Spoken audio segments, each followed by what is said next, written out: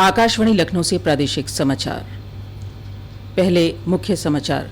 Sabarmati express के 22 डिब्बे कानपुर के पास पटरी से उतरे, सभी यात्री सुरक्षित। हादसे के कारण 7 ट्रेनें निरस्त, कई ट्रेनों का बदला रूट। कोलकाता में महिला डॉक्टर से दुष्कर्म और हत्या के विरोध में डॉक्टरों की हड़ताल से प्रदेश भर में स्वास्थ्य सेवाएं प्रभावित। इलाहाबाद हाईकोर्ट ने प्रदेश सरकार को 69,000 सहायक शिक्षकों की भर्ती से संबंधित नई चयन सूची 3 महीने के भीतर जारी करने का दिया निर्देश।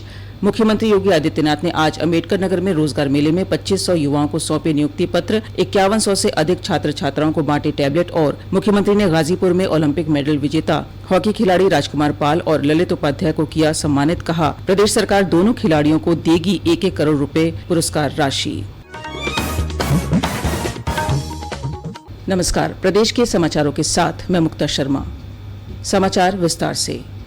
वाराणसी जंक्शन से चलकर अहमदाबाद जा रही साबरमती एक्सप्रेस बीती रात कानपुर से गुजरते हुए भीमसेन स्टेशन से पहले पटरी से डिरेल हो गई। इस यात्री ट्रेन के लगभग 22 डिब्बे पटरी से उतरे, लेकिन किसी प्रकार की जानमाल की क्षति नहीं हुई। घटना के कारण कानपुर झांसी रेल रूट पूरी तरह से प्रभावित हो गया। मौके पर पहुंचे नॉर्थ सेंट्रल रेलवे के महाप्रबंधक उपेंद्र चंद्र जोशी ने कहा कि ट्रेन के ड्राइवर ने किसी भारी चीज से टकराने की बात कही है। जांच के बाद ही किसी निष्कर्ष पर पहुंचा जा सकता है। रेलवे प्रशासन की ओर से कानपुर के लिए 05-12-23-23-018 और 05-12-23-23-015 हेल्पलाइन नंबर जारी किया गया है। कानपुर कमिश्नरेट के पुलिस आयुक्त अखिल कुमार ने बताया कि घटना की सूचना मिलते ही पुलिस के उच्च अधिकारी, स्थानीय पुलिस बल और रिस्पांस टीम ने मौके पर पहुंचकर राहत और बचाव कार्य किया। यात्रियों को अन्य रेलगाड़ी से गंतव्य स्थान के लिए रवाना कर दिया गया है। उन्होंने कहा कि रेलवे की जांच में पूरा सहयोग किया जाएगा और जो भी तथ्य सामने आएंगे उसके अनुसार आवश्यक कार्यवाही की जाएगी।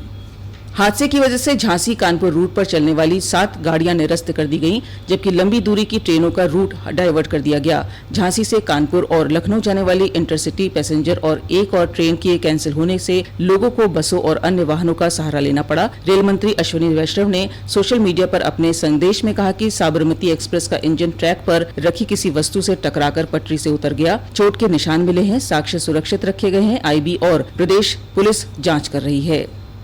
कोलकाता में आरजीकर राजकीय अस्पताल में एक महिला डॉक्टर से दुष्कर्म और हत्या के विरोध में भारतीय चिकित्सा संघ आईएमए ने आज 24 घंटे के देशव्यापी हड़ताल का आह्वान किया है। आईएमए ने सुबह 6 बजे से ओपीडी और अन्य सामान्य सेवाएं बंद करने की अपील की है। संगठन ने इस मामले में न्याय और स्वास्थ्य कर्मियों की सुरक्षा के लिए केंद्रीय कानून की मांग की है। संगठन की अपील को देखते हुए इस हड़ताल में निजी क्षेत्र के स्वास्थ्य कर्मी भी शामिल हो रहे हैं। हड़ताल के कारण प्रदेश में स्वास्थ्य सुविधाएं प्रभावित हैं। बाराबंकी में सरकारी और प्राइवेट डॉक्टर्स ने कार्य बहिष्कार कर नगर क्षेत्र में जुलूस निकाला। हापुड़ में चिकित्सकों ने काली पट्टी बांधकर प्रदर्शन किया और महिला चिकित्सक के हत्यारों को फांसी देने की मांग की। हापुड़ के पिलखुवा में रामा मेडिकल कॉलेज और जीएस मेडिकल कॉलेज के चिकित्सकों ने भी रोष जताते हुए प्रदर्शन किया। अमरोहा में डॉक्टरों ने कार्य बहिष्कार कर चिकित्सकों की सुरक्षा के लिए सख्त कानून बनाने की मांग की। लखनऊ, कानपुर, मुजफ्फरनगर समेत अन्य जनपदों में हड़ताल का असर साफ दिखा। हड़ताल के कारण मरीजों को दिक्कतों का सामना करना पड़ा। इस बीच केंद्रीय स्वास्थ्य मंत्रालय ने निर्देश दिया है कि डॉक्टरों के साथ हिंसा के मामले में 6 घंटे के भीतर प्राथमिकी दर्ज कराई जानी चाहिए और इसकी जिम्मेदारी संस्थान प्रमुख की होगी। इलाहाबाद उच्च न्यायालय ने उत्तर प्रदेश सरकार को 69,000 सहायक शिक्षकों की भर्ती से संबंधित नई चयन सूची 3 महीने के भीतर जारी करने का निर्देश दिया है। न्यायालय ने जून 2020 और जनवरी 2022 में जारी 6,800 उम्मीदवारों की चयन सूची को रद्द कर दिया। न्यायमूर्ति AR मसूदी और ब्रजराज सिंह की पीठ ने 90 विशेष याचिकाओं पर यह फैसला सुनाया। न्यायालय ने कहा कि नई चयन सूची बनाते समय अगर वर्तमान में कार्यरत किसी सहायक शिक्षक पर विपरीत असर पड़ता है तो मौजूदा शिक्षा सत्र को पूरा करने की अनुमति दी जाए ताकि छात्रों की पढ़ाई बाधित न हो। पीठ ने यह भी कहा है कि आरक्षित श्रेणी के जो उम्मीदवार सामान्य श्रेणी में रखे जा सकते हैं उन्हें रखा जाना चाहिए। 69,000 अभ्यर्थियों की चयन सूची जून 2020 को जारी हुई थी, जबकि 6800 अभ्यर्थियों की सूची 5 जनवरी 2022 को जारी हुई थी। पूर्व राष्ट्रपति रामनाथ कोविंद आज सपरिवार बुलंदशहर के खुर्जा की पॉटरी नगरी का दौरा करने पहुंचे। पूर्व राष्ट्रपति ने सबसे पहले मुंडाखेड़ा मार्ग स्थित आर्मेनो सिरेमिक पॉटरी का दौरा किया। यहां उन्होंने सिरेमिक उत्पादों की प्रक्रिया और गुणवत्ता का बारीकी से अवलोकन किया। इस मौके पर उन्होंने पर्यावरण संरक्षण पर जोर देते हुए लोगों से पौधारोपण की अपील की। ये समाचार आप आकाशवाणी लखनऊ से सुन रहे हैं। ताज़ा समाचार जानने के लिए आप हमारी वेबसाइट newsonair.gov.in पर लॉगिन कर सकते हैं। इसके साथ ही आप प्रादेशिक समाचारों का बुलेटिन हमारे YouTube channel news on AIR Lucknow पर भी सुन सकते हैं। और अब शेष समाचार। मुख्यमंत्री योगी आदित्यनाथ ने आज अम्बेडकर नगर में वृहद रोजगार और ऋण मेला में 2500 युवाओं को नियुक्ति पत्र सौंपे। साथ ही विभिन्न योजनाओं में चयनित पात्रों को 211 करोड़ रुपए का ऋण और स्वामी विवेकानंद युवा सशक्तिकरण योजना के अंतर्गत 5100 से अधिक छात्र छात्राओं को टैबलेट वितरित किए। इस मौके पर मुख्यमंत्री ने जनपद के नौजवानों के लिए स्टेडियम की घोषणा की और कहा कि यहाँ बनने वाले स्टेडियम से खिलाड़ी निकलेंगे और उत्तर प्रदेश का नाम रोशन करेंगे। उन्होंने कहा कि स्टेडियम के लिए जमीन चिन्हित हो गई है। हमारा युवा भारत का भविष्य है, उसके स्वावलंबन के लिए सरकार काम कर रही है। उन्होंने कहा कि उत्तर प्रदेश में जल्द ही 60,000 नौजवानों को भर्ती करने के लिए परीक्षा होने जा रही है। इसमें भी 20% लड़कियों को भर्ती करेंगे। पहले 23, 24 और 25 में 30 और 31 में उत्तर प्रदेश पुलिस में 60,000 से अधिक नौजवानों को सीधे सीधे भर्ती करने के लिए परीक्षा होने जा रही है। और इसमें भी याद रखना 30% बेटियों को भर्ती करेंगे, जिससे सड़कों पर शोहदों को ठीक उपचार कर सके। और दूसरा, पारदर्शी तरीके से बिना भेदभाव के भर्ती होगी। उत्तर प्रदेश के हर जनपद का नौजवान उसमें भर्ती होगा। मुख्यमंत्री योगी आदित्यनाथ ने आज गाजीपुर के मेघबारन सिंह हॉकी अकादमी पहुंचकर ओलंपिक में पदक जीतकर भारत का नाम रोशन करने वाले गाजीपुर के हॉकी खिलाड़ी राजकुमार पाल और बनारस के ललित उपाध्याय को सम्मानित किया। इस मौके पर मुख्यमंत्री ने कहा कि सरकार खिलाड़ियों को लगातार प्रोत्साहित कर रही है, जिसके कारण आज प्रदेश से अच्छे खिलाड़ी निकल रहे हैं। उन्होंने कहा कि जल्द ही लखनऊ में ओलंपिक में शामिल हुए खिलाड़ियों के लिए सम्मान समारोह रखा जाएगा। इसमें मेडल जीतने वाले खिलाड़ियों को 1-1 करोड़ रुपए की धनराशि पुरस्कार स्वरूप दी जाएगी।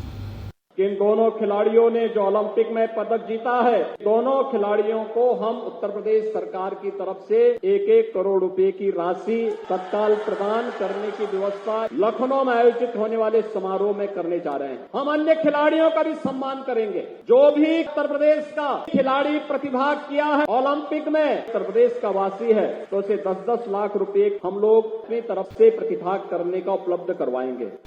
मुख्यमंत्री योगी आदित्यनाथ आज 2 दिवसीय दौरे पर वाराणसी पहुंचे। मुख्यमंत्री ने सर्किट हाउस में जनपद के वरिष्ठ अधिकारियों के साथ बैठक कर कानून व्यवस्था के साथ साथ विकास कार्यों की समीक्षा की। इस अवसर पर मुख्यमंत्री ने कहा कि सरकार की योजनाओं के बारे में लोगों को जागरूक करने के साथ साथ पात्र लोगों को योजनाओं से लाभान्वित किया जाए। दौरे के दौरान मुख्यमंत्री निर्माणाधीन परियोजनाओं का स्थलीय निरीक्षण करेंगे। इसके साथ ही बाबा विश्वनाथ और बाबा काल भैरव के दर्शन करेंगे।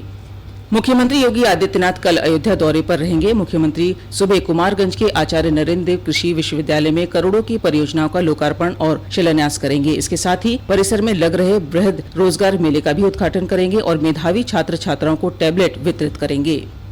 उच्च शिक्षा मंत्री योगेंद्र उपाध्याय ने आज आगरा किले के सामने से गरुड़ उड़ान यात्रा को राजगढ़ के लिए रवाना किया। समर्थ गुरु रामदास और छत्रपति शिवराय प्रतिष्ठान द्वारा आयोजित 1253 किलोमीटर लंबी यात्रा में 1000 धावक, 100 साइकिल सवार और 4 घुड़सवार शामिल हैं, जो 13 दिन बाद राजगढ़ पहुंचेंगे। उच्च शिक्षा मंत्री योगेंद्र उपाध्याय ने कहा कि आगरा से शिवाजी महाराज की वीरता और कुशलता का इतिहास जुड़ा हुआ है। 17 अगस्त 1666 में शिवाजी महाराज जिस रास्ते से आगरा से गए थे, उसी रास्ते से आज ये दल भी रवाना हो रहा है, जिसमें छत्रपति शिवाजी के सेनापति के 14वें वंशज भी इस यात्रा में शामिल हो रहे हैं। पद्म पुरस्कार 2025 के लिए नामांकन अगले महीने की 15 तारीख तक किए जा सकते हैं। इच्छुक प्रतिभागी राष्ट्रीय पुरस्कार पोर्टल awards.gov.in पर अपना नामांकन दाखिल कर सकते हैं। पद्म पुरस्कार देश के सर्वोच्च नागरिक सम्मानों में से एक है। पुरस्कार 3 श्रेणियों में दिए जाते हैं। और अब अंत में मुख्य समाचार एक बार फिर।